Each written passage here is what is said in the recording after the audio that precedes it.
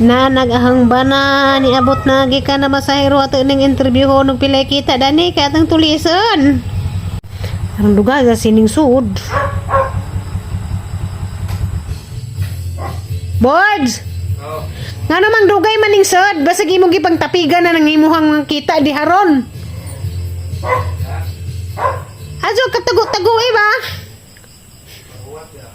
Hey paghuwat diha, ganihara ko dari ganihara na imuhang motor katingog. Murag tataon na kang ngabot sa murag dugay maning sud. Ha? Kuon jud sa man di ay. Dali. Nira ba lalim ning maghuwat diri sa bahay ha? Kapoy. Sige cellphone mi. Ambi. Kang ipon tanan ni, pili soda ni. Bibi ay sug hilabot. Pili mo kita ron duming. Gikuha ni mo. 150 tubil. Nganong gitubil ni mo. Kay inahanglan mo pud mga jo ning atuang kuano. Atuang tricycle pa imnon man. Ipon na tanan ha.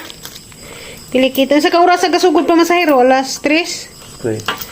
Alas 3 siya na masahero guys. Alas 3 sa palis alas. Saan na rin oras? Suna. Alas 8. 100.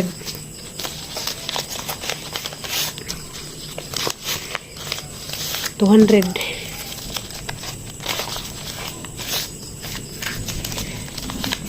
$300. Nakuha na ni gasolina? 400. 400. 2, 3, 4. 4. Kamu na niya. Ha? Wala na mo.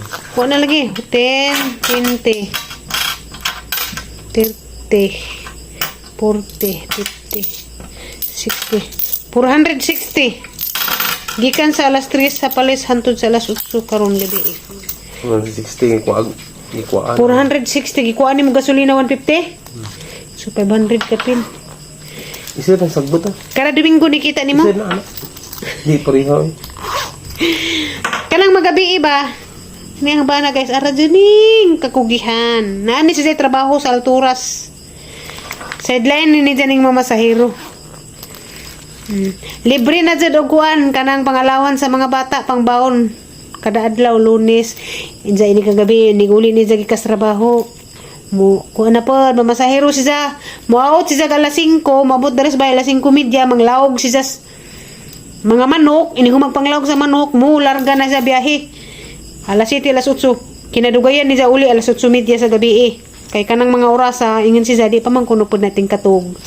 Mao nang maningkakay pa si ngitag kwarta. Lipay ra pod ko kay asa bata kitag bana ngay nga na. Napay trabaho, iniguli. Trabaho gihapon.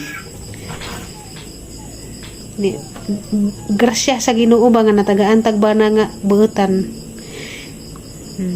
Mura to nang hambog.